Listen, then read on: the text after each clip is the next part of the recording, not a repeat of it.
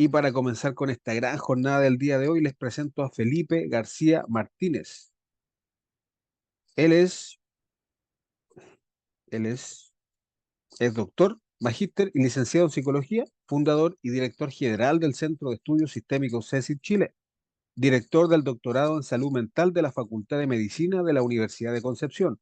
Tiene postítulos en terapia estratégica breve y en hipnosis clínica, especialista en psicoterapia acreditado, autor de 15 libros y más de 90 artículos en la temática en cuestión, docente de posgrados, postítulos y diplomados.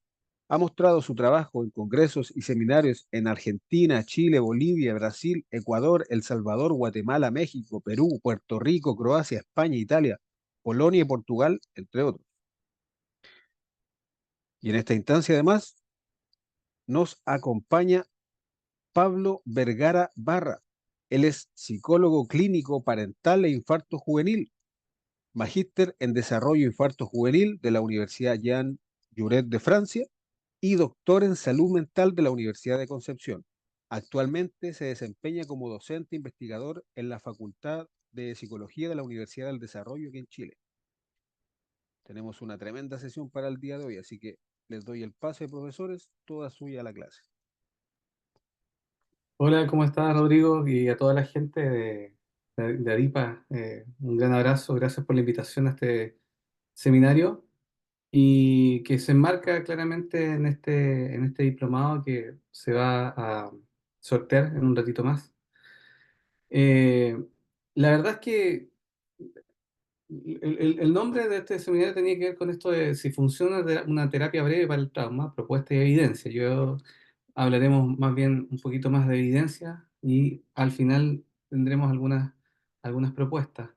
Eh, bueno, mi nombre es Pablo Vergara, yo soy psicólogo clínico, tanto parental, trabajo con padres, madres, como niños, niñas y adolescentes, y me desempeño como docente investigador en la Facultad de Psicología de la Universidad del Desarrollo.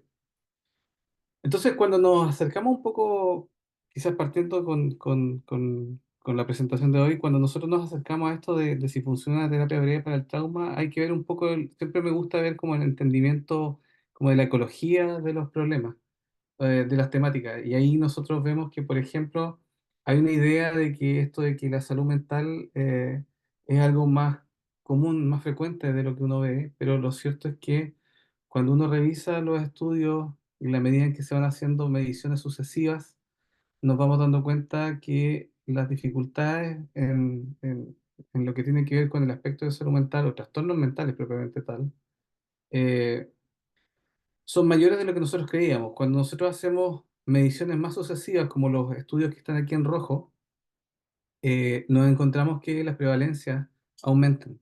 Entonces, pensando un poco en eso, la verdad es que si nos centramos en la idea de trauma, que aumenten las prevalencias en trastornos mentales, si bien no quiere decir que o sea, no hay una relación directa, porque aquí en salud mental nosotros hablamos más bien de determinantes más que de relaciones directas, podemos decir que hay un montón un caldo de cultivo, hay un entorno, un contexto que pareciera ser indicarnos que en realidad las personas con dificultades en salud mental son más, digamos, son una mayoría. Y por el contrario, la excepción tiene que ver más bien con aquellos que no presentan dificultades en salud mental. Cuando nosotros entendemos esta idea, nos damos cuenta que esta idea como de salud mental duradera o no trauma son más bien la excepción más que la regla. Entonces, cuando nos encontramos y nos acercamos un poco a, a esta idea de la salud mental y previa a hablar a lo que nosotros eh, planteamos, digamos, en este diplomado como intervención efectiva en trauma, eh, nos vamos dando cuenta que la verdad es que todos los indicadores como de salud mental o dificultad mental están situados en los primeros años de infancia, ¿ya? Entonces a la base hay una suerte de idea, ¿no? Que contornea este gran concepto de trauma que al entender, o sea, en el fondo, si nosotros nos planteamos el por qué es importante formarnos justamente en trauma, tiene que ver con el hecho de que contextualmente, ecológicamente, la temática del trastorno mental o la salud mental total es una temática que envuelve un, un contexto amplio de desarrollo, no solamente en términos de prevalencia, sino que aquí también muestro en términos de impedimentos, en términos de persistencia, en términos de comorbilidad, ¿ya? Entonces, además, vamos viendo que hay una situación, por ejemplo, de crianza o de desarrollo infanto-juvenil de nuestras poblaciones más jóvenes, al menos acá en Chile, eh, que, que están situados en altos niveles de violencia, ¿ya? Y eso a la larga también son determinantes para generar o para disponer en las realidades psíquicas de muchas personas, sobre todo en los primeros años de vida, sucesos potencialmente traumáticos, ¿sí? De hecho, en Chile llama la atención cómo los niveles de violencia, o sea, hacia la infancia, eh, sobre todo en la violencia física grave, en los últimos años, se ha mantenido y probablemente estos números no deben ser muy distintos, considerando que hubo una pandemia de por medio, ¿te fijas? Entonces, eh, todo esto que yo les estoy planteando de alguna forma reafirma el hecho de por qué estudiar el trauma, porque pareciera ser que eh, el trauma en sí tiene un correlato ecológico que se hace ineludible al momento de tener que nosotros desempeñarnos en nuestra práctica profesional, clínica, en mi caso también, bueno, académica. De hecho, hay ciertos patrones, ciertas formas en las cuales se van desplegando esta idea, ¿no? Estas experiencias potencialmente traumáticas o este caldo de cultivo contextual orientado al trauma va generando ciertas formas de funcionar, va potenciando, intencionando ciertas formas de funcionar. Y desde ahí también va disponiendo, por ejemplo, de ciertas particularidades en términos de temperamento, de desarrollo socioemocional, patrones culturales de socialización, patrones de juego, patrones culturales sobre el dormir en el caso de la infancia, niveles de salud mental y, por supuesto, cómo padres, madres o adultos usan la disciplina con los niños y niñas que tienen a su cuidado y protección, ¿sí? Entonces, en el fondo, eso es como para comentarles un poco también dentro de este amplio espectro, todo lo que, hacia dónde también podemos llegar eh, considerando justamente el contenido y el concepto de trauma, eh, como, considerando como línea base, digamos, de estudio y de entendimiento. ¿Se fijan?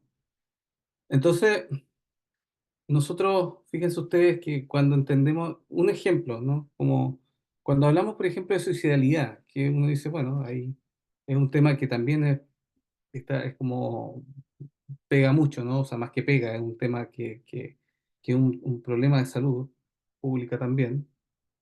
Eh, Aquí quería compartirles un artículo que Angelaki y colaboradores realizó hace un par de años, del 2019, en donde, por ejemplo, cuando se habla de suicidalidad adulta, se habla de experiencias de maltrato en la infancia, ¿ya? Que son experiencias absolutamente, son potencialmente traumáticas.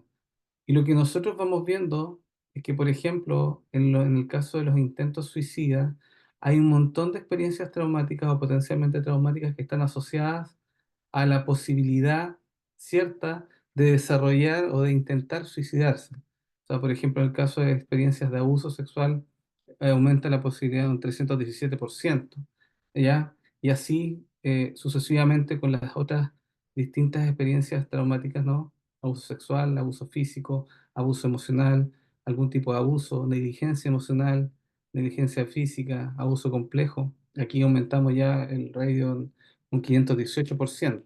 Entonces, fíjense ustedes que es como que todos los caminos parecieran ser llevar como a Roma, ¿no? Como al ir entendiendo diversas temáticas, vamos entendiendo, vamos siempre llegando a la idea de trauma o al menos experiencia adversa en la infancia, ¿ya? Que son sucesos también potencialmente traumáticos. Entonces, desde ahí, nosotros partimos con una idea, ¿no?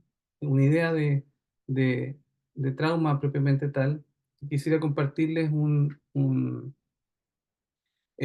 video del Concilio de Trauma de Reino Unido para que lo podamos, eh, después, por supuesto, las preguntas eventualmente podamos discutir. Voy a poner acá.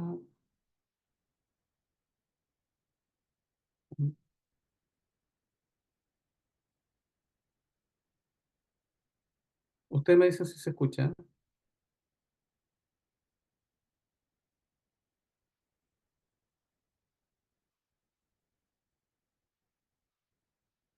These memories just keep going around and around in my head. I feel crazy. At school, there's so many people and so much noise. Sometimes I just want to burst. When I sleep, the nightmares always come. So I force myself to stay awake. Did you know that at least 1 in 3 children experience trauma before their 18th birthday? Traumas are situations where you feel very scared or unsafe. It might also be where you feel very frightened for the safety of the life of someone else. Sometimes these are one-off events, or sometimes they happen lots of times. It might be hard to even remember one time from another. When a person has experienced trauma, it can make them feel unsafe or unsure about the world. It can be normal to feel this way right after you've been through trauma, as you make sense of what happened. But if these feelings last for months and make life harder, it could be PTSD. PTSD stands for post-traumatic stress disorder.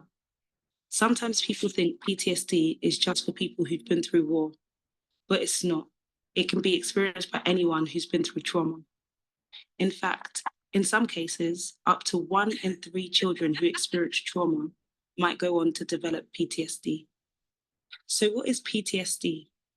PTSD can look different in different people. Many people with PTSD experience flashbacks or nightmares. These are memories that might come out of nowhere, or they might come when you see, hear, or smell something that reminds you of what happened. They can make you feel like you're in danger all over again.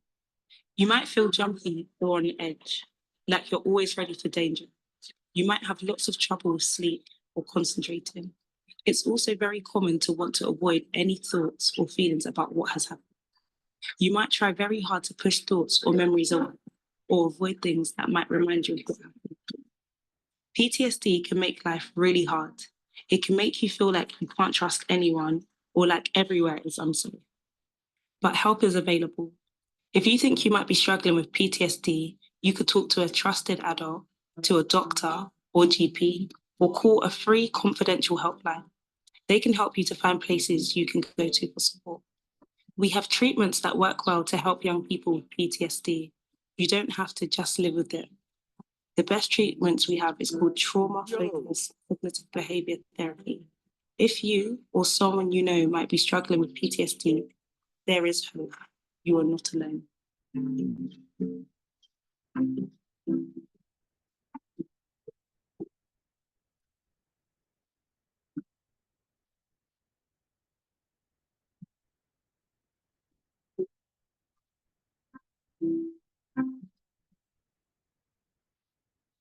Bien.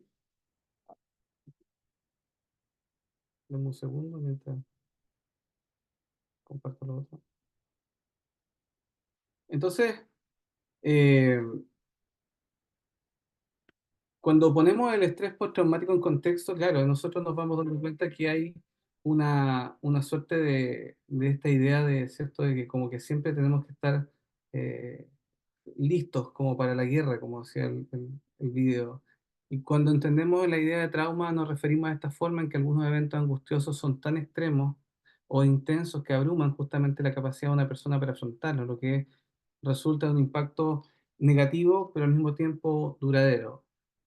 Algo hablaba ahí, en este video se planteaba un cierto modelo de intervención en trauma. Ahora, ¿por qué es importante? Fíjense ustedes que aquí uno empieza a revisar la literatura y empezamos a ver distintos estudios ya que en donde nos van diciendo y nos van sugiriendo cuáles son las intervenciones necesarias, o sea, si es necesario intervenir, si las intervenciones psicológicas son efectivas específicamente en las intervenciones. Aquí hacen una revisión en términos de que si es, eh, si es efectiva la intervención grupal versus la intervención individual en niños y adolescentes que tienen síntomas de estrés. Y la verdad es que, claro, nos dicen que probablemente la intervención grupal tiene menos eficacia, efectividad, perdón, pero son como estrategias que nos permiten, comparadas por supuesto con estrategias individuales, pero que permiten desde la intervención psicológica tener como buenos resultados, ¿ya? Entonces, en el fondo, a lo que voy con esto es que lo que nos dicen aquí es que aunque las intervenciones individuales centradas en el trauma son superiores a las intervenciones grupales, ¿ya?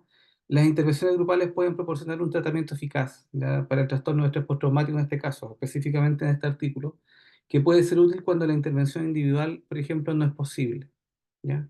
Pero en el fondo estamos hablando de intervención psicológica probablemente tal, con, basado en principios de terapia cognitivo-conductual, fundamentalmente. Ahora, en este otro trabajo que habla, por ejemplo, hace una revisión de la efectividad de las intervenciones psicológicas para traumas únicos versus traumas múltiples, ¿sí?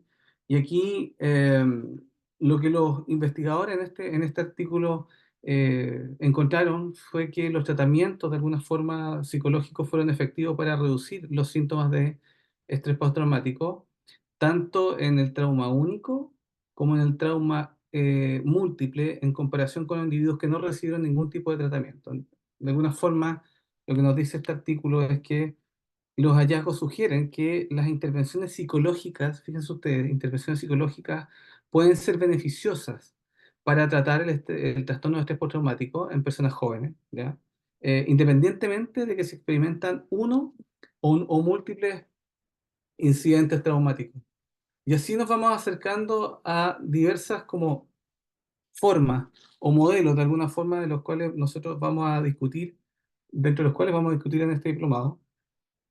Y uno de ellos es el modelo de terapia cognitivo-conductual centrada en el trauma, ¿ya? Que tiene una amplia, ha sido muy diseminado a nivel mundial y posee una riqueza de estudios que dan cuenta de su efectividad. ¿Ya? Vamos a ver algún videito cortito respecto a esto.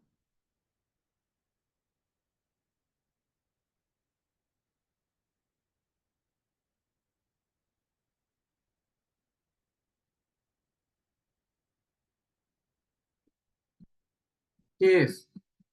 Scientific research has shown that trauma-focused cognitive behavior therapies, or CBT, helps young people to recover from PTSD. These treatments provide a safe space for you to talk about what happened and how you have been feeling since, and will teach you ways to help you process your thoughts, feelings, and memories and move past your trauma. They are delivered by trained therapists and are usually one-to-one. That means it's you and the therapist. Sometimes it can be delivered in a group too. Memories of traumatic events are different from other memories. They can be really vivid. Sights, sounds, smells, and touches take you right back to what you experienced. They bring back fear, helplessness, or distress. It can make you feel like it's happening all over again. They can bring back horrible thoughts you had at the time of the trauma. You can feel out of control, that they might appear at any time. Trauma-focused CBT help you to make sense of these memories so that they are less upsetting and come back to you less often. Imagine a well-organized wardrobe. Each item is folded and put away carefully. When you need something, it's easy to find. There's a place for everything, and you can easily close the door. This is what memories of normal events are like. We can take them out when we want them and put them back when they're finished. Now imagine a messy wardrobe, so messy that it is impossible to close the door. Things are everywhere, in no order. You might be able to push the door closed with 2 hands, but eventually it will come open and clothes will fall out. Some days you might be able to ignore the mess, but on others, the clothes will fall out everywhere. Trauma memories are like these messy clothes, popping out and hard to handle. We want to shove them away and pretend the mess isn't there, but we can't. They keep falling out. To get the wardrobe sorted, we need to face it. Each bit of clothing needs to be taken out, folded up, and put on a shelf. This is what trauma-focused CBTs help you to do. It helps you to look at what has happened so that you can put it away. It doesn't mean that the memories disappear. The clothes are still there, just in a place where you can manage them. You can choose when to open the door to look at them and when you want to keep the door shut. You're back in charge, and your trauma no longer has to rule your life.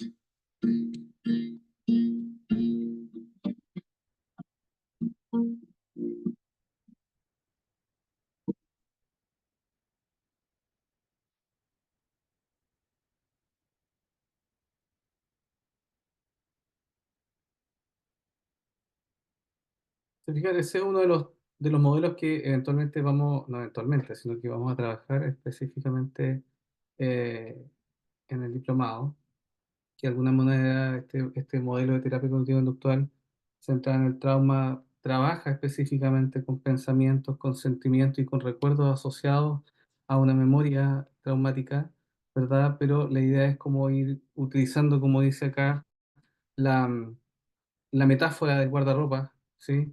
Que nos permita bien organizar esos recuerdos, que nos, en el fondo ayudemos a nuestros consultantes a recordar, pero a recordar bien, para que puedan guardar como corresponde y ordenadamente, ¿sí? Hay otros modelos que también revisaremos, que hablaremos del modelo de terapia cognitiva conductual de exposición prolongada, por ejemplo, que muy parecido al modelo anterior, enseña a las personas a acercarse gradualmente, de manera sistemática, a los recuerdos y sentimientos y situaciones relacionadas con el trauma que de alguna forma han ido evitando por el mismo. Y claro, el enfrentamiento y el ir exponiéndose prolongadamente se ha visto que hace que disminuyan los síntomas de estrés postraumático específicamente. Y en este caso, la exposición prolongada es una psicoterapia para el trastorno de estrés postraumático, es un tipo específico de terapia cognitiva conductual y enseña a acercarte gradualmente a los recuerdos, los sentimientos y las situaciones relacionadas con el trauma que uno estaba evitando desde el propio trauma. Entonces nos permite enfrentar estos desafíos eh, justamente para poder disminuir la sintomatología del estrés postraumático. Así vamos viendo, por ejemplo, vamos viendo diversos artículos dentro de la evidencia que nos van dando cuenta de lo importante que es intervenir justamente en trauma. Y ante la pregunta de que si es efectivamente posible eh, generar o establecer terapias breves en el trauma y si son efectivamente eficaces, este, este, este, este post, digamos, del Hospital General de Massachusetts, por ejemplo, hace referencia a un artículo en donde se habla de intervenciones psicológicas breves, por ejemplo, para reducir los síntomas de estrés postraumático después del parto, ¿ya? Y desde acá, claro, las mujeres se parten de algunas ideas claves que nos dicen que las mujeres pueden desarrollar estrés postraumático después de un parto traumático o que sea un parto médicamente muy complicado, lo que plantea justamente riesgo para ella, y bueno, no solamente para ella, sino que también para sus propios hijos. Entonces, en este caso, investigadores del Hospital General de Massachusetts evaluaron justamente los resultados de 41 ensayos clínicos que evaluaron justamente intervenciones para prevenir el estrés postraumático en el posparto y lo que descubren dentro de su trabajo, en este arduo trabajo, un trabajo muy amplio, muy grande, que las terapias centradas en el trauma y el diálogo, ¿ya? Dirigido por parteras, digamos, eran eficaces, ¿sí? Eficaces especialmente cuando se administraban en los primeros días después del parto. Entonces, cuando nos vamos dando cuenta de que hay una ecología que da pie para entender el trauma como un elemento ineludible en nuestra propia formación, nos vamos dando cuenta que hay estrategias, ya modelos que nos permiten trabajar de manera eficaz y efectiva. Y no solamente nos permiten trabajar de manera eficaz y efectiva desde la mirada cognitivo-conductual, sino que también desde una perspectiva breve, que también es lo que buscan muchos consultantes y en el fondo el sistema sociosanitario también. Es una necesidad que podamos intervenir en poco tiempo, ¿verdad? Y que seamos efectivamente efectivos, valga la redundancia. Entonces, en el fondo, quería comentarles y dejarles invitados a este diplomado, eh, y profundizaremos claramente en muchas temáticas asociadas a esto mismo. eh, y plantearles que en el fondo la, la mirada hacia el trauma, el compartir, eh, la conceptualización del mismo proceso, concepto, el contexto, nos va a permitir desarrollar nuestra profesión, ¿verdad? Con mucho más ímpetu, con mucho más claridad, y con mayores estándares de perfección, digamos, ¿ya? Y claro, en el fondo uno empieza a buscar en la literatura y nos vamos a encontrar con mucha evidencia que está ahí, que está eh, al alcance de todos y todas, para que puedas ser efectivamente, para que podamos mostrar que sí es posible trabajar una terapia breve para el trauma desde distintos enfoques, ya que van a ser los que vamos a trabajar también en este diplomado. Eso. De ahí yo en el chat les voy a ir compartiendo los links de los videos que les acabo de mostrar para quienes preguntaran. Con eso estamos, Rodrigo, y ahora le doy paso a Felipe. Exacto. Sigo, Rodrigo, ¿no? Muy bien. Muchas gracias, Pablo. Para mí es un honor estar acá junto con Pablo Vergara, ¿no? Pablo Vergara no lo dijo, pero él es recientemente electo secretario de la Sociedad Chilena de Psicología Clínica y Psicoterapia, ¿no?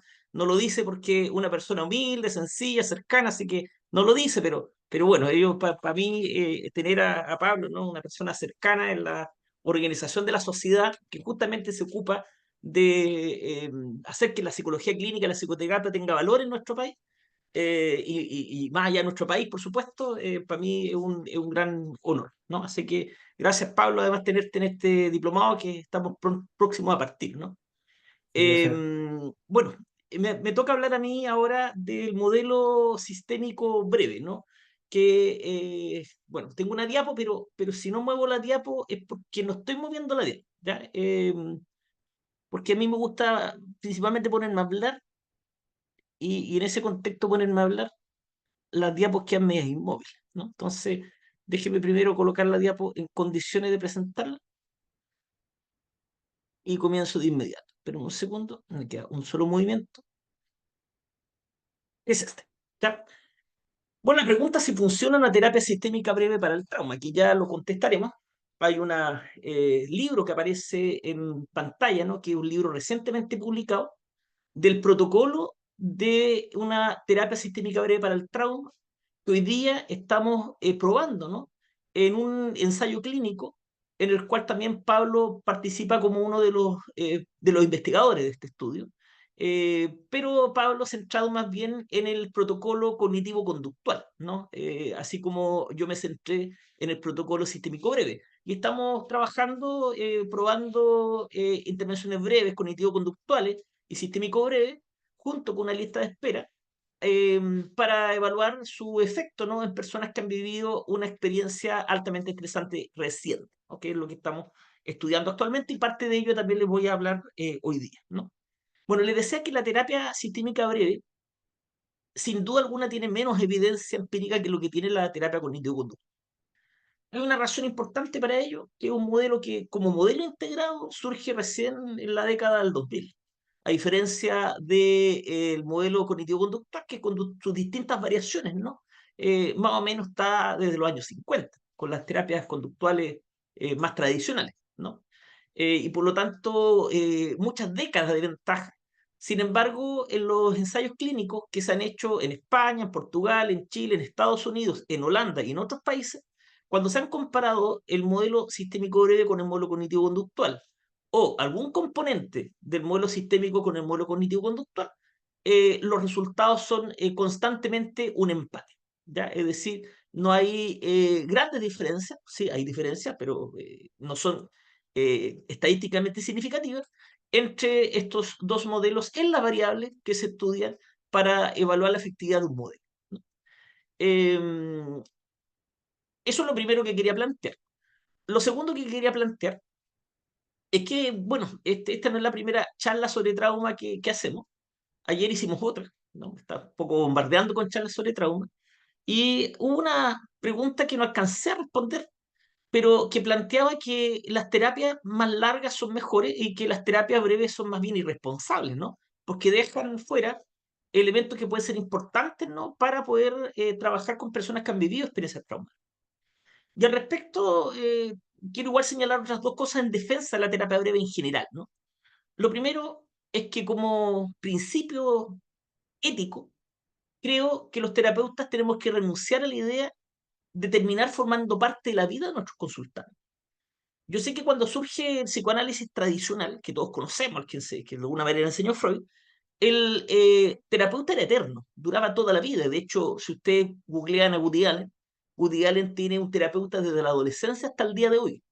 Ya, a lo mejor lo ha cambiado entre medio, pero está en psicoanálisis durante todas estas décadas.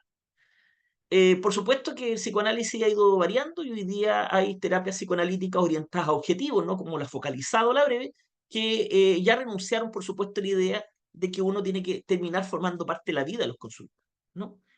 Y por lo tanto, mientras más rápido consiga objetivos y esos objetivos se mantengan en el tiempo, porque hay que hacer seguimiento, entonces mejor, ¿no? Es decir, si consigo los mismos objetivos en 12 sesiones, en lugar de 30 sesiones, y en el seguimiento se observa que no hay grandes diferencias entre los dos grupos, entonces, por supuesto que hay que privilegiar las terapias más breves, ¿no? Y bueno, la terapia cognitivo-conductual en general nos ha dado una lección al respecto, porque el mismo modelo que explicó Pablo, ¿no? De la terapia cognitivo-conductual focalizada en el trauma, tiene protocolos que van de 12 a 20 sesiones, son bastante breves, ¿no? Y los protocolos que estamos probando ahora, tanto el sistémico breve como el cognitivo-conductual, están construidos en 6 sesiones, ¿ya? Y estamos viendo, de hecho, en un ensayo previo, resultados importantes, ¿no? Como lo que les voy a mostrar en el transcurso de esta exposición, ¿no? Bueno, yo les decía que los ensayos clínicos en modelos sistémico breve, sus componentes son más bien recientes, ¿no? Y cuando yo entré a estudiar mi magíster en psicología de la salud, quise probar el modelo en personas que había mujeres que habían sido recién diagnosticadas con cáncer de mama, ¿ya? Para eso, guiado por la profesora Paulina Rincón, que también es parte del equipo de investigación nuestro sobre trauma, diseñamos un ensayo clínico en la cual teníamos un grupo con intervención, que eran mujeres recién diagnosticadas con cáncer de mama, y un grupo en lista de espera, ¿ya? Y la intervención que nosotros proponíamos era solamente de 4 sesiones y basada en lo que hoy día llamamos terapia sistémica breve, pero su componente principal fue narrativo, por lo tanto en su minuto lo llamamos narrativo. Estamos recién configurando un modelo en ese minuto, ¿no? Recuerdo que nosotros íbamos a la sala de espera donde prácticamente les comunicaban y les confirmaban el cáncer, o incluso cuando salían de la biopsia o las primeras intervenciones quirúrgicas, para invitarlas a un taller en donde íbamos a trabajar los aspectos psicológicos de su vida, ¿no? A partir del diagnóstico. Este estudio, todo esto fue cuasi experimental, porque era la disposición de las mujeres en participar de este taller grupal el que definía si iba al grupo control o grupo experimental. No hubo aleatorización, ¿no? Además de que tenía un carácter grupal. Y el otro elemento importante era que la intervención duraba solo 4 sesiones. ¿Y por qué 4 sesiones? Porque ese era el tiempo promedio en que demoraba una mujer diagnosticada por cáncer de mama en iniciar la quimioterapia. Y la quimioterapia, al menos en la época, no estoy hablando del año 2007, hoy día sigue siendo muy fuerte, ¿no? Pero hay otros medios de quimioterapia, por ejemplo, oral, ¿no? Que no eran los mismos que se ocupaban en ese entonces. Pero dejaban a las mujeres con imposibilidad, ¿no?, de participar en talleres. Entonces teníamos que terminar la intervención antes de que iniciaran quimioterapia. Bueno, ahí plantea, ¿no?, de que en el cáncer de mama, tanto el diagnóstico propiamente tal, con su asociación a la muerte, ¿no? Uno piensa cáncer, inmediatamente se imagina la muerte, a pesar de que la tasa de recuperación es alta cuando la detección es temprana y está en fase iniciales, ¿no? Fase 1 y 2, ¿no? Pero es considerado justamente este diagnóstico, el diagnóstico un evento potencialmente traumático, pero también lo es el tratamiento. Por ejemplo, el tipo de tratamiento altera en forma importante la imagen corporal, ya sea por una operación, por ejemplo, la mastectomía, o ya sea por los cambios físicos que se generan con la misma quimioterapia. Y eso también es impactante, eso también es estresante. Aparte, también hay un cuestionamiento de los vínculos, ¿no? Muchas mujeres en la duda de si, por ejemplo, viviendo una mastectomía, si va a conservar el amor, la compañía, la cercanía de su pareja sexual, ¿no? Y hay mucha inquietud y mucha duda al respecto. Y nosotros diseñamos, por lo tanto, este estudio preguntándonos si este modelo de intervención sistémico breve es un enfoque efectivo para prevenir síntomas de estrés postraumático en mujeres diagnosticadas con cáncer de mama. Una intervención breve a la fuerza, además, porque como dije, no podíamos hacer las 5 sesiones que quisiéramos, porque la quinta sesión probablemente ya estaba con quimioterapia. Nuestra hipótesis es que era que la intervención, ¿no?, que íbamos a nosotros realizar iba a generar un impacto en los síntomas postraumáticos, en los síntomas depresivos, porque el trastorno de estrés postraumático no es el único efecto de un acontecimiento traumático, también lo es la depresión. Mejor nivel de autoestima, ya nos interesaba la autoestima justamente por lo que le señalé anteriormente de la imagen corporal, y además menos síntomas físicos, ¿ya? Es decir, teníamos la pretensión de que con acompañamiento psicológico, el malestar físico asociado, por ejemplo, al tratamiento, iba a disminuir, ¿no?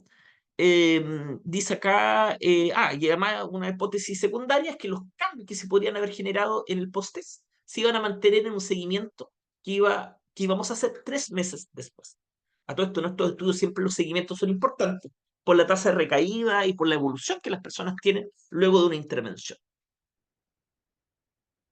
Fue un grupo, bueno, medimos las variables con las escalas que están ahí, la escala de impacto de evento, ¿no?, para el estrés postraumático, el inventario de presión de Beck para la depresión, la autoestima de Rosenberg para la autoestima, y un inventario de síntomas somáticos físicos, náusea, mareo, dolor de cabeza, de ¿no? Aparte un cuestionario para preguntar algunas cosas más bien sociodemográficas. El grupo fue pequeño, de un total de 71 mujeres diagnosticadas en el periodo, en los hospitales regional e Higueras de aquí de la zona, de la región del Biobío. Nosotros logramos invitar a 32, ¿no? Nuestro interés era invitarlas a todas, pero muchas de ellas no las podíamos encontrar porque no vivían, de hecho, en la misma zona. Taller grupal en Concepción, para una mujer que vivía en Arauco, era imposible, ¿ya?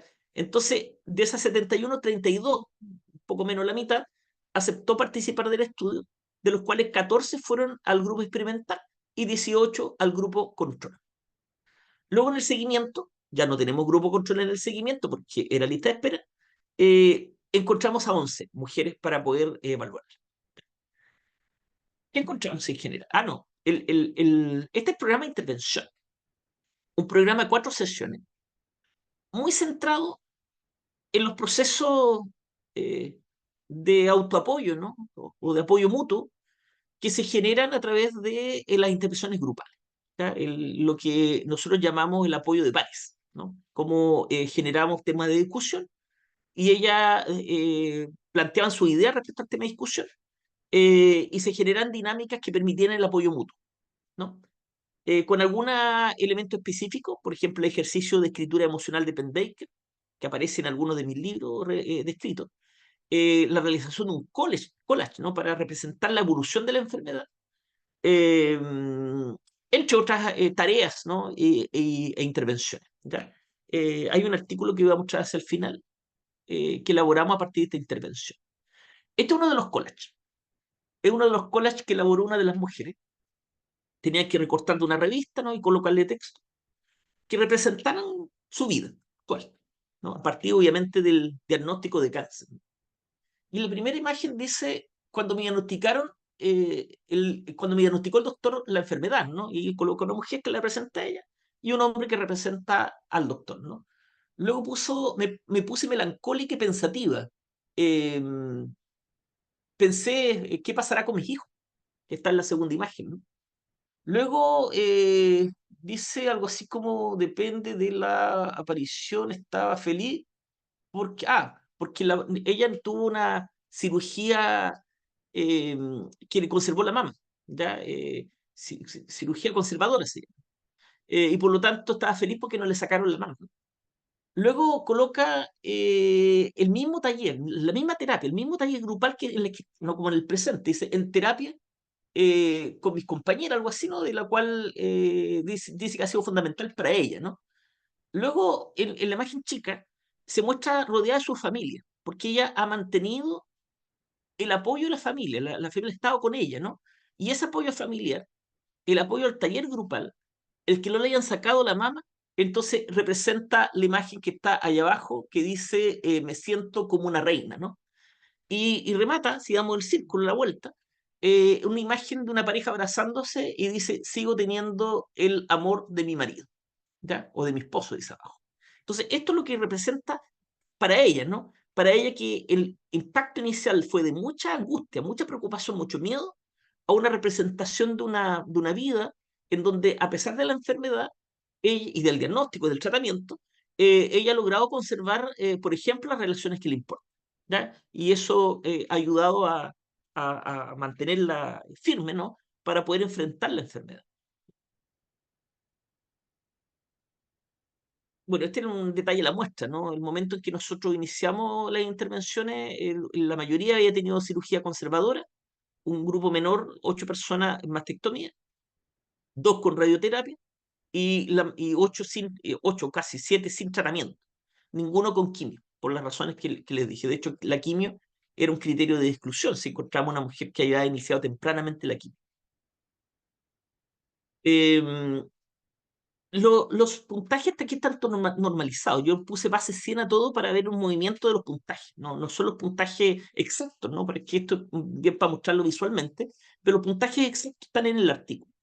Y lo que observamos en general es que la sintomatología postraumática, la disminución en el grupo experimental supera la disminución que se produce en el grupo control. Y esa diferencia es significativa. En síntomas depresivos, el impacto es aún mayor. Baja en el grupo experimental, pero sube en el grupo control. La subida es marginal, no es importante, pero la bajada sí es relevante, ¿no? Es decir, está mejor el grupo que está en intervención. En las otras dos variables, en la autoestima no hubo cambio. Si fijan ahí, los dos subieron, 101 y 102, nada. El gráfico parece los gráficos que de repente sacan los políticos, y muy amplificado, pero en realidad la diferencia es mínima. ¿Ya? Y en síntomas físicos, sí aquí es interesante, porque en el grupo control el malestar físico había aumentado en forma importante entre el pre y el post. En cambio, en el grupo experimental había disminuido en forma importante. Si bien la intervención psicológica no apuntaba, no tenía nada para trabajar con los elementos de malestar físico, parece que la intervención generaba un impacto especialmente relevante en la percepción de malestar asociado a, obviamente, lo que está ocurriendo con el cuerpo. Obviamente aquí la pregunta es qué va a ocurrir cuando empiecen con la quimio. Y en el seguimiento, solamente tenemos grupo experimental, no hay grupo control. Observamos que sigue disminuyendo los síntomas postraumáticos, sigue disminuyendo los síntomas depresivos, no necesariamente atribuible a la misma intervención, puede ser el paso del tiempo. Para eso necesitamos grupo experimental, pero un grupo control. Y en el autoestima sí sube, ahí sí que sube, sí sube el puntaje, ¿no? Esto sí ya son los brutos exactos, no los puntajes normalizados, ¿no?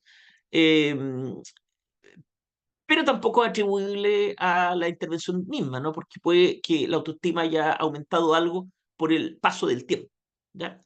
Pero los síntomas físicos, eso sí que nos llama nuevamente la atención. Porque claro, se pegan una gran bajada en el post, pero en el seguimiento ya están con química. Ya están con química. Y sin embargo, prácticamente no se mueve de los puntajes bajos que se obtuvieron en el post. Es como si un efecto importante de una intervención psicológica sea, por decirlo de alguna manera, la capacidad para tolerar mejor el malestar físico o tolerar mejor el dolor. ¿Ya?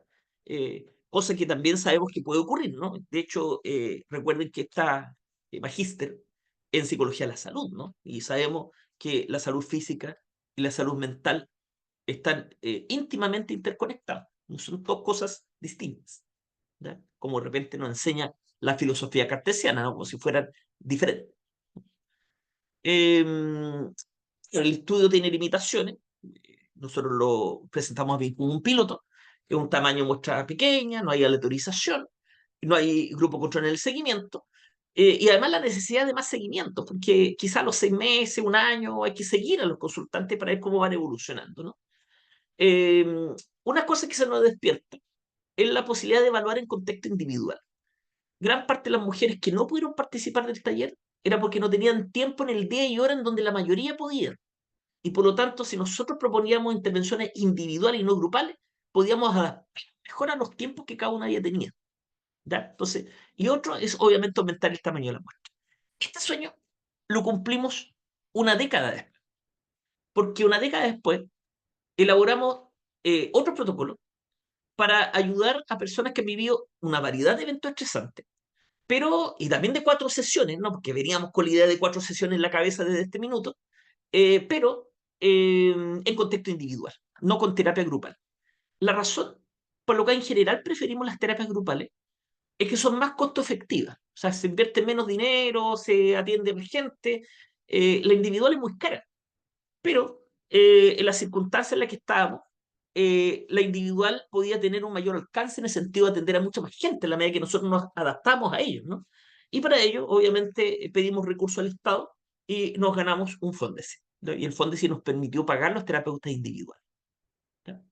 Este es el artículo que publicamos en su momento, Prevención de síntomas postraumáticos en mujeres con cáncer de mama, un modelo de intervención narrativa. Ya dije que era sistémica breve, en ese minuto como le estamos viendo como la integración, y por lo tanto como tenía más elementos narrativos fue el título que le pusimos, pero es terapia sistémica breve, ¿no? Y los coautores fueron Paulina Rincón y yo, ¿ya? Como les decía, años después, nos ganamos un fondo ese que nos permitió cumplir con el sueño de probar intervenciones individuales para prevenir también problemas de salud mental en personas expuestas a diversos eventos altamente estresantes, ¿ya? En este estudio también estuvo Paulina Rincón y yo y otros investigadores. Le llamamos Voy a Tiempo. Y quisimos probar 3 modelos de intervención: mindfulness, terapia sistémica breve y terapia cognitivo-conductual positiva, ¿ya? Los modelos están acá, ¿no? Estos 3, ¿no? Sin embargo, lo que voy a mostrar a continuación es el resultado de la terapia sistémica breve, de lo cual yo estoy hablando, versus el grupo control en lista de espera, ¿ya? La efectividad medida en también síntomas postraumáticos y depresivos, pero cambiamos las otras 2 variables por crecimiento postraumático, que es crecer a partir de una mala experiencia, aprender a partir de una mala experiencia, y satisfacción con la vida, que es una evaluación subjetiva de cuán satisfecho estoy con la vida que he llevado, ¿no? Que son indicadores de bienestar. Ya ampliamos mucho la muestra, ¿no? De los 30 y tantos del anterior, ahora tenemos 153 personas. Mayores de edad, la mayoría mujeres, que no tenían que presentar síntomas postraumáticos graves porque tenían una finalidad también preventiva, ¿no? Y que lo hicimos también con alcance más nacional, porque nos fuimos a Antofagasta, Concepción y Talca. La mayoría de las personas que llegaron a este programa fue por violencia. Luego aparecen otros eventos estresantes de distinta índole, ¿no? Pero la mayoría fue por violencia, 1/3 por violencia. El programa de terapia sistémica breve tiene las técnicas clásicas que aparecen en el protocolo el librito azul que aparecía en la primera portada. ¿Y qué resultados obtuvimos? En malestar se produjo una disminución, pero importante, significativa, en los síntomas depresivos, en la terapia sistémica breve versus el grupo en lista de espera, ¿no? Y esa disminución siguió en el tiempo, siguió disminuyendo en el tiempo, ¿no? Una vez que ya la terapia había terminado, en el seguimiento 6 meses después. En síntomas postraumáticos pasa lo mismo, ¿no? Es decir, disminuye la terapia sistémica de forma significativa respecto a la lista de espera, y luego sigue disminuyendo en el seguimiento, pero no, bueno, sigue disminuyendo, pero no en la forma como tan acusada, ¿no? Como se observó en la sintomatología depresiva, ¿no? Que, perdón, se generó un efecto mayor, ¿no? Estoy tratando de sacar un plumón acá. Ahí está, puntero láser. Acá, ¿no? Ese es el sistémico breve y esa es la lista de espera, ¿no? En bienestar se produjo, fíjense cómo la satisfacción con la vida en el grupo control, sin intervención, se mantiene tal cual casi. En cambio, el grupo en terapia sistémica breve aumenta y luego sigue aumentando un poquito en el seguimiento. Y en crecimiento se pega también un aumento muy fuerte en el grupo experimental. Y luego un pequeño decrecimiento, pero que no es significativo respecto al punto 2. Por lo tanto, en rigor, los puntajes se mantuvieron en el tiempo respecto al crecimiento. Por lo tanto, los resultados fueron, en el caso del bienestar, por ejemplo, con un tamaño del efecto grande. En el caso del resto de las variables, lo que uno llama un tamaño del efecto moderado. Y por lo tanto, el impacto de la terapia sistémica breve en un protocolo de solo sesiones fue muy importante. Pero dijimos, bueno, yo me pegué con las 4 sesiones desde el año 2007, ¿no? Trabajando con mujeres con cáncer por el tema de la quimioterapia, pero en realidad no había ninguna razón para hacerlo 4 sesiones. Podíamos acercarnos al número de sesiones que en general duran los pacientes en psicoterapia, que de acuerdo a un estudio de Garfield del año 2000, son 6 sesiones. Y por lo tanto, quisimos ahora aumentar esto a 6 sesiones. A todo esto, este artículo, publicado en la revista Terapia Psicológica, que además es una revista de la Sociedad Chilena de Psicología Clínica y Psicoterapia,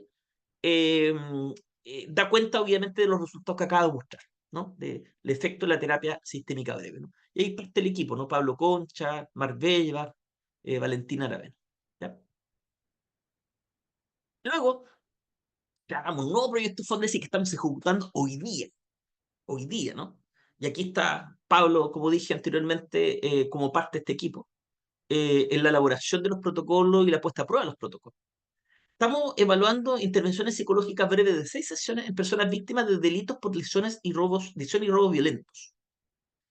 No solamente estamos recibiendo personas víctimas de delitos por lesiones y robos violentos, también de otros eventos traumáticos, ¿no? Pero vamos a comparar esos eventos traumáticos con personas que han sido víctimas por delitos violentos, para lo cual estamos en un convenio, por ejemplo, con los URAVIT para que nos deriven pacientes. Como es un estudio en ejecución, seguimos recibiendo pacientes. Por lo tanto, si ustedes conocen a alguien que ha sido afectada, ¿no?, por algún evento altamente estresante reciente, puede pedirnos ayuda, ¿no? ¿A qué llamamos reciente? En los últimos 6 meses. Pero que no incluyan, son excluidos dos tipos de eventos. Cuando hay un duelo, porque los protocolos no están preparados para el duelo, o cuando hay un delito por parte de alguna persona cercana. Por ejemplo, la violencia intrafamiliar, la violencia en el pololeo. No, eso no lo recibimos. ¿Por qué? Porque eso implica otras medidas para las cuales el protocolo puede ser insuficiente. Los protocolos. Si tienen dudas, pueden escribir aquí a este mail, porque ese QR es del formulario para pedir ayuda, ¿no? Lo que tienen que llenar las personas que quieren ser atendidas, ¿no? Y estamos atendiendo en forma presencial en Santiago, Talca y Concepción. ¿Ya? Estamos haciéndolo. Es gratuito, como dice ahí. Es gratuito, breve, pues son profesionales capacitados y supervisados, ¿no? Así que si conocen a alguien, pueden derivarlo porque nosotros podemos ofrecer esta ayuda gratuita y profesional sin costo para ellos. Este es el protocolo sistémico breve. Hay otro de tapita verde, ¿no?, cuyo autor fue Pablo Vergara, con otros autores adicionales. Pero, como dije, yo estoy hablando del modelo sistémico en este minuto, por eso muestro la portada solamente de uno de los protocolos, que son 2. ¿ya? Y si quieren el protocolo, lo pueden descargar con ese QR, ¿ya? En ese QR pueden descargar el protocolo en PDF para mirarlo. El protocolo sale sesión por sesión, paso a paso. O sea, es un manual muy práctico, donde además en una primera parte mostramos toda la evidencia existente sobre intervenciones sistémicas breves sobre trauma que permitieron respaldar el protocolo que estamos probando. Así que ahí pueden descargar el libro, ¿ya? Como se satura rápido, y aquí hay más de 100 personas, quizás le pueden tomar una foto y luego mañana tratan de descargar el libro, ¿ya? Les va a llegar a sus correos. Y bueno, arroba Felipe García Martínez en mi Instagram. Si alguno quiere hacerme alguna consulta, algún comentario, lo puede hacer a través del sistema de mensajería de Instagram. Y por lo tanto ahí los invito a seguirme y podemos quizás conversar desde ese espacio, ¿ya? Para mantener el contacto. Eso es, estamos, casi, me pasé 3 minutos, pero fue porque Pablo se pasó 3 minutos. Yo soy súper puntual, ¿ya? Yo soy un poco Tremendo. estructurado y bien. cuadrado, ¿no? Así que bueno, ya estamos en el tiempo, vamos a dejar esto hasta acá. Voy a dejar de compartir ahora y le paso la palabra ahí a Rodrigo, nuestro anfitrión. Muchas gracias, profesor, qué tremendo. Enviémosle aplausos virtuales a ambos profesores por la excelente ponencia del día de hoy. Muchas gracias. Eso, tremendo. Gracias. Y ahora vamos a dar el pase al bloque de preguntas, así que me levantan la mano por aquí por Zoom, por favor. Y mientras yo voy a estar compartiendo la información del diplomado, el diplomado en intervenciones efectivas en trauma psicológico. Veo alguna mano levantada para alguna duda, alguna consulta que haya quedado por ahí dando vuelta.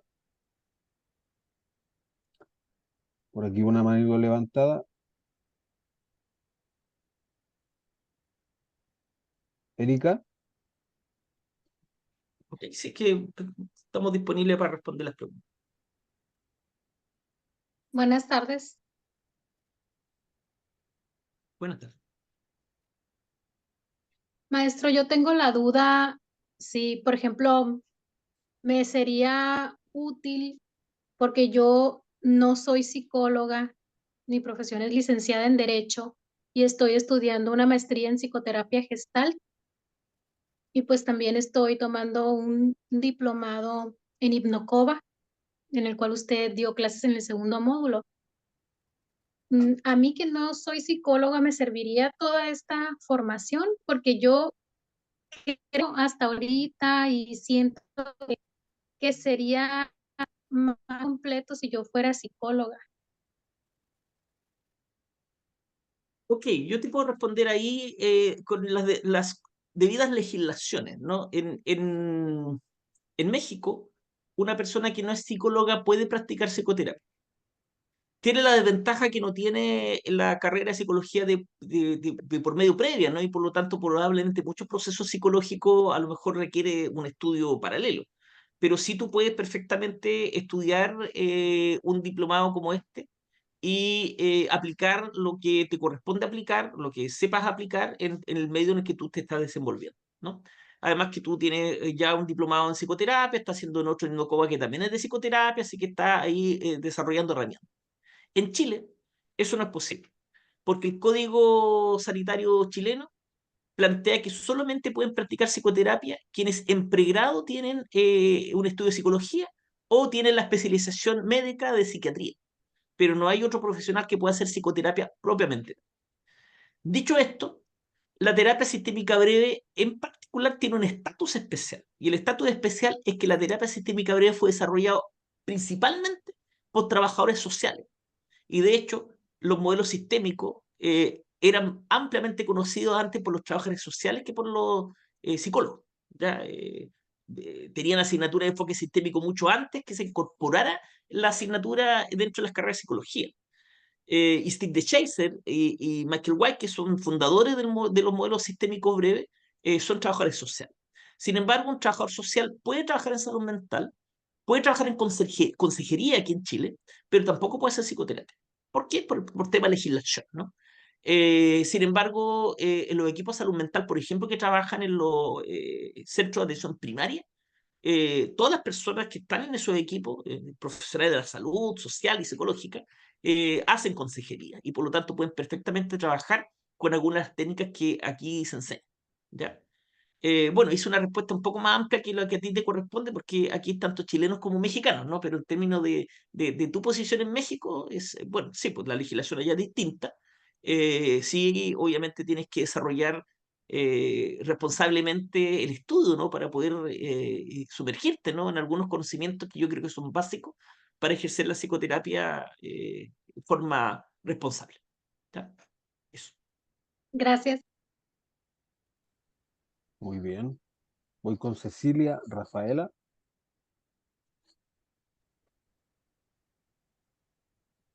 ¿Aló? ¿Se me escucha? Sí, sí, sí. Súper.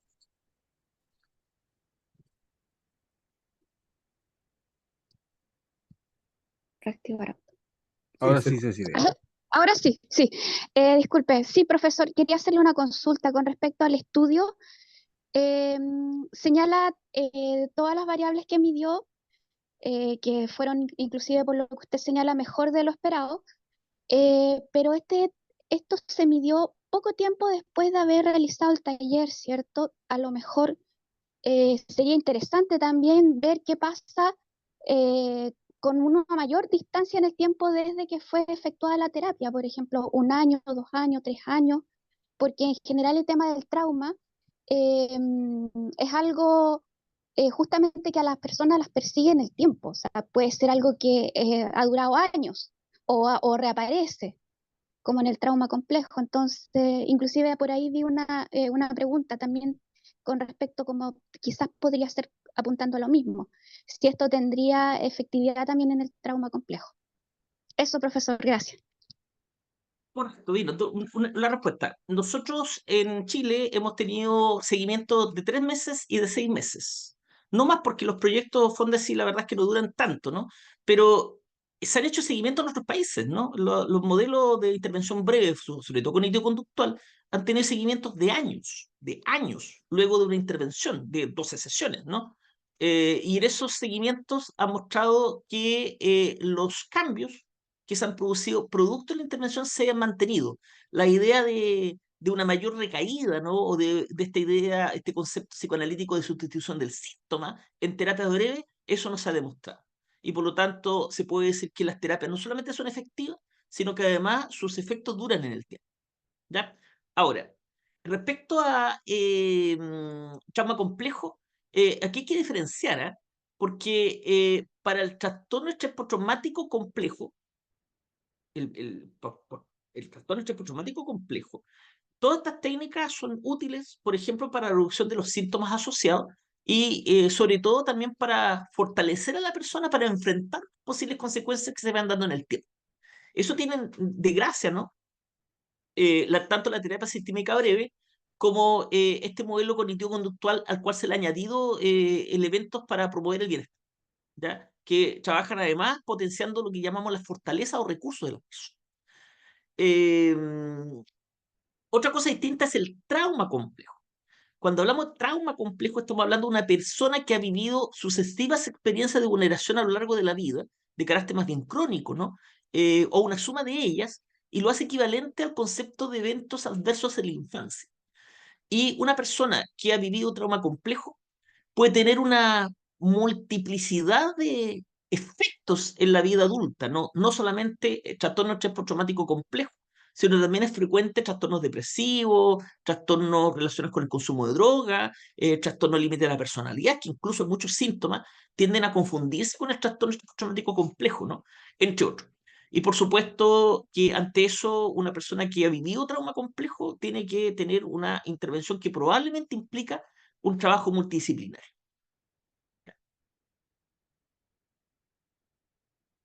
Eso. Muy bien.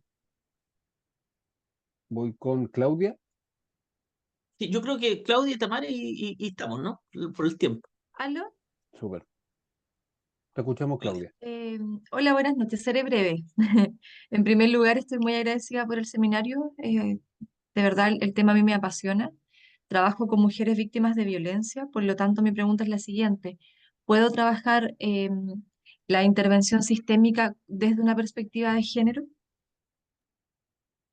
Voy a dar la palabra a... No, pues habla habla de intervención sistémica, ¿no? Porque Pablo es cognitivo-conductual. Le iba a dar la palabra a Pablo que no ha respondido ni una pregunta, pero bueno, dejaremos a Tamara que No, responda a tranquilo, Pablo, tranquilo. ¿no? Sí, está bien, está bien. Pero preguntado sistémico breve, ¿no? Sí, hay, hay elementos en la terapia sistémica breve que implica una postura que es también sensible al género, ¿ya? Así que sí, efectivamente, y hay psicólogas muy destacadas que están trabajando en el tema. Por ejemplo, Alicia Moreno en España, y aquí en el mismo CECIS Chile tenemos que CECIS Chile es un instituto que se dedica a investigar, a formar, etcétera. Tenemos, por ejemplo, Eugenia Escalona, que tiene un máster, ¿no?, en violencia de género y que también trabaja de una postura sensible al género. ¿Ya? Sí, yo creo que en el fondo todas las posturas, o sea, bueno, los enfoques que han tenido más evidencia, indefectiblemente han tenido que tener y que situarse desde el enfoque de género, si no, yo creo que no habría posibilidad de, o sea, si no, moriríamos por apoptosis, ¿no? Como que estaríamos muy cercanos a los nuevos tiempos. Pero sí, sí, también desde la mirada más cognitivo-conductual, si bien se habla de que es un enfoque, un protocolo más mecanicista, sí está abierto y está adscrito a una mirada de equidad y género, eso está clarísimo. De hecho, se plantea más bien en los protocolos, se habla de consultantes ahora, bueno, de personas más que como desde una perspectiva muy amplia. Exacto, muchas gracias. Genial. Voy con Tamara. Y que yo creo que queda Tamara. Mientras habla Tamara, alguien preguntó dónde puede acceder a las investigaciones que nosotros hacemos, ¿no? Existe una red social de investigadores llamada ResearchGate, donde creo que también Pablo está asociado, en donde ustedes pueden rastrear todas las investigaciones publicadas por cada investigador. Y en mi Instagram, donde en el perfil donde aparecen los links, aparece mi link a ResearchGate. Y por lo tanto, si ustedes lo pinchan, van a ir a esa página y van a ver muchos artículos, muchos descargar libros, ¿no?, que he publicado que se pueden descargar desde esa página. Así que ahí pueden encontrar el link para investigaciones, artículos y también libros y capítulos de libros también, que he escrito sobre psicoterapia, sobre distintos temas que están disponibles en mi ResearchGate, ¿ya? Por si acaso, ¿ya? En mi perfil, ahí encuentran el link. Dice artículo y libro, ahí pincha. Ahora sí Genial. se me escucha. Sí. Muy bien, Tamara. Mi pregunta es, o sea, primero que nada, dar las gracias acerca del material que me han compartido. Yo todavía actualmente soy estudiante de psicología y estoy en mi tercer año y quería preguntar qué ayudas tenemos como país para ayudar al trauma de estrés postraumático en primera instancia y además cómo esto afecta también a Sename o al Servicio de Mejor Niñez, que son quienes trabajan en primera instancia con niños con traumas complejos y ayudar, o sea, cómo podemos ayudar a reducir como, o a mejorar el tratamiento en cuanto a ellos. Yo creo que una de las cosas que hay que plantear es más bien desde un sentido más bien discursivo. Eh, Pensar que, por ejemplo, cuando se habla de infancia y de adolescencia, se tiende a encasillarlos solo a eso, a infancia, adolescencia, y por ejemplo, se tiende a dejar de lado a la adultez que contiene a esa red de infancia y esa adolescencia. Es decir, con esto te quiero decir que en el fondo, cuando planteamos una intervención promocional, preventiva o desde cualquier orden, pensando en la salud mental de la infancia y la adolescencia, indefectiblemente también tenemos que situarnos en la realidad de los adultos, de las personas adultas que contienen a esa infancia y a esa adolescencia. Ahora, se están haciendo cosas, ya yo creo que al menos en Chile se han longitudinalizado varios estudios que permiten tomar decisiones de política pública desde una mirada idiosincrásica muy ajustada a nuestra realidad. Una de ellas es, por ejemplo, la encuesta longitudinal de primera infancia, que nos permite tomar decisiones con nuestra población. Y así también otros estudios de cohesión social, en fin, como que en el fondo van tributando a entender un poco la realidad, nuestra realidad y de toma de decisiones como muy situado en nuestra, valga la redundancia, realidad idiosincrásica e idiosincrática.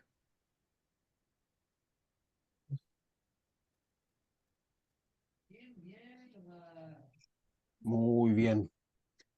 Muchas gracias por la participación en las preguntas, los docentes por la tremenda disposición siempre a responder. Voy a cerrar con unas palabras. En ADIPA estamos muy felices de ayudarte a potenciar tu carrera profesional. Por eso creamos estas instancias de aprendizaje. Esperamos que este seminario haya sido una experiencia enriquecedora para ti. Recuerda que puedes inscribirte con anticipación a nuestros próximos seminarios, de los cuales podrás descargar material complementario y recibir un certificado por tu asistencia. Esto en adipa.cl/seminarios. Envío un afectuoso saludo a todos a todos y a todas nuestros fieles Adipartners y Adipalovers y dar la bienvenida a nuestros nuevos amigos y amigas a la familia de Adipa. Si estás presente en el seminario o estás revisitando este contenido aquí en YouTube, te invitamos a repostearnos en tus redes sociales y a etiquetarnos. Nosotros felices de conectar con ustedes a través de estas plataformas.